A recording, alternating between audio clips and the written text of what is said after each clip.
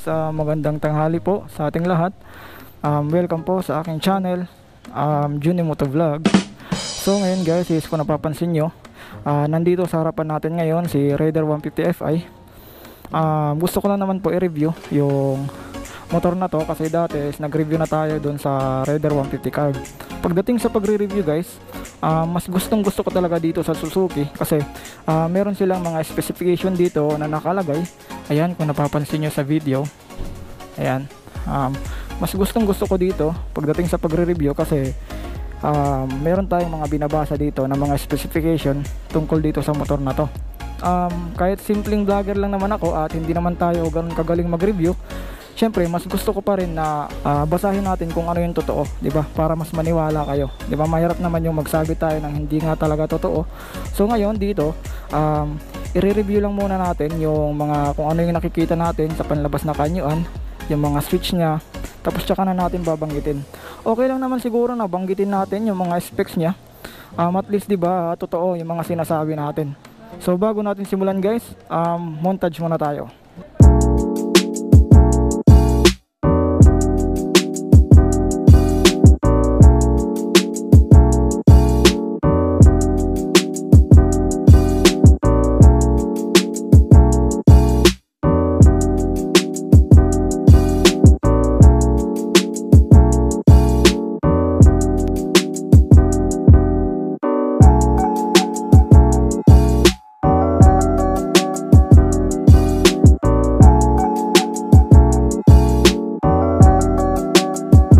So yun guys, bago natin simulan yung pagre-review natin, gusto ko munang ipakita sa inyo yung mga iba nilang kulay dito. So by the way guys, is yung kulay pala na ito is ash blue. Tapos dito, meron sila ditong matte red ata yung tawag na ito. Ayan, kung napapansin nyo, matte red. Ayan yung mga kulay nila dito. Tapos dito naman sa kabila, matte red din ata to. Ayan, tama, matte red. So wala silang ivory white dito kasi nabenta na raw. So talagang mabenta talaga yung Raider 150 Fi. So yun guys, unahin natin yung mga panlabas na kanyuan ni Raider 150 Fi. So by the way guys, is dito yung headlight switch nya. Ayan. Ito yung off. Tapos ito yung park light nya. Tapos ito yung pinaka headlight nya. Tapos ito naman yung high. Tapos low. Tapos ito yung signal light. Left. Right. Tapos syempre yung busina. Tapos ito yung susian nya. Ayan, kung napapansin nyo. Ayan yung susian nya. Tapos ito yung busina. Tapos yung sa side mirror naman nya guys, napakalapad. Parang kasing laki ng palad ko. Ayan. Napakalapad guys. Talagang pasok na pasok to sa LTO. Tapos dito naman guys, sa panel gauge nya, digital na rin siya. Sayang lang kasi wala tayong susi. Hindi natin mapapakita talaga kung ano talaga yung itsura ni Raider 150 Fi, yung panel gauge nya. So ito yung ano, clutch nya. Tapos ito yung footrest o apakan ng back ride. Tapos dito naman sa kabila guys, ito yung preno nya, apakan. Tapos yung kinaganda dito guys, kahit Fi na, is meron pa rin siyang kickstart. Tapos ganun din dito sa footrest, sa apakan ng back ride. Sa gulong naman niya guys, yung brand niya is IRC kung di ako nagkakamali. Tapos yung sukat ng gulong niya guys sa harap is 7090 by 17. Tapos sa preno niya is disc brake na pala. By the way guys, hindi ito ABS. Walang ABS sa Raider. Disc brake na sa harapan. Tapos dito naman sa likuran is disc brake na rin. Ayan, kung napapansin nyo, disc brake na rin siya. Tapos IRC din. Yung sukat ng gulong niya sa likod is 80 by 90 by 17. So maganda rin guys, maganda, matigas yung gulong niya. Kung mapapansin nyo guys, dito sa pairings niya, talagang marami talagang word na Raider, di ba? Raider, di ba? Talagang pinapakita talaga ni Suzuki yung tatak ni Raider, di ba? Tapos sa bawat anggulo talaga guys ni Raider is talagang napakaganda yung mga pairings niya. Napakaganda guys. Tapos dito naman guys sa engine niya, yung engine oil niya pala is 1.3 ml.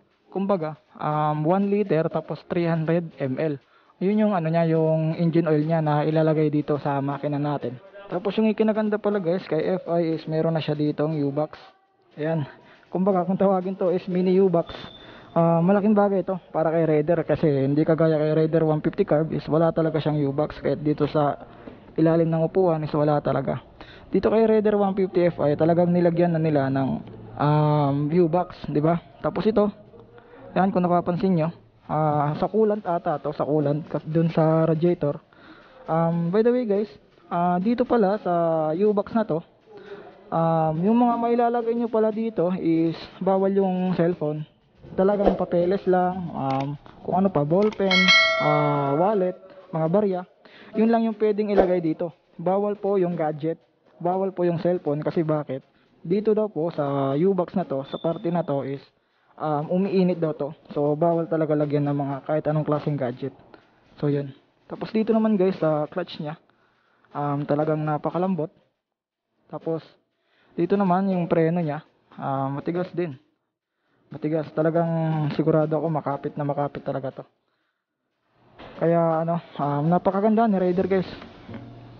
Tapos dito naman guys sa headlight nya is full LED na pala siya. Yan kung napapansin nyo, napakaangas, full LED na pala. Tapos dito naman guys, nandito po yung radiator nya. Yung kinaganda ko lang dito sa 2021 model, yung radiator nito is napakalaki. Di kagaya dun guys sa Raider 150 Fi na naunang version is yung radiator nya is maliit lang ata, mga hanggang dito lang. Kung di ako nagkakamali, dito sa Raider 150 Fi na 2021 model, malapad talaga yung radiator nya. Napakalapad guys. Tapos dito naman guys sa kadena nya, di ko lang sure kung ilang ano to, ilang teeth to.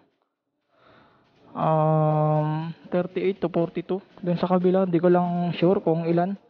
Basta 38 yung sprocket niya dito sa bandang likod. Dun sa unahan, hindi lang ako sure kung ilan po yung sukat dun, kung ilan pong teeth, di ba? Tapos dito naman guys sa side stand niya, napakalambot po. Pero hindi naman siya totally napakalambot kasi itong side stand na to, hindi naman to pwedeng gawin na malambot talaga kasi pag naka side stand to, 'di ba? Talagang tutumba talaga to. Pero ito si Raider 150 Fi is talagang ano, saktong-sakto lang, yung tipong malambot siya ibaba pero parang matigas siyang iakyat, 'di ba? O iangat. Yun yung kinaganda kay Raider 150 Fi din. Talagang safe na safe. By the way guys, yung cambio pala na ito is 1 down, 5 up.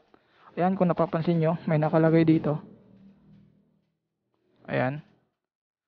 Bali yung first gear nya is nasa baba.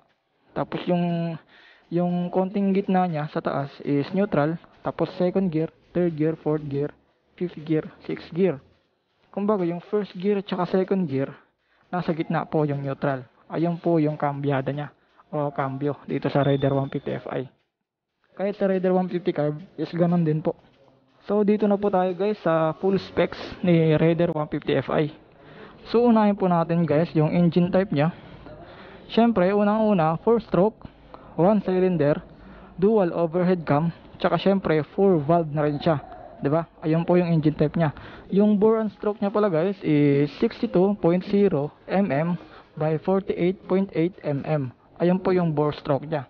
Yung max power naman niya guys is 13.6 kilowatts by 10,000 rpm. Sa max torque naman niya guys is 13.8 newton meter by 8,500 rpm. Ayun po yung nakalagay. Dito naman po tayo sa displacement niya. Syempre, dahil 150cc to, hindi naman masyadong sasakto talaga sa 150cc yung displacement niya. Yung nakalagay lang dito guys is yung displacement niya is 147.3cc. Dito naman tayo sa fuel system. Syempre, fuel injection.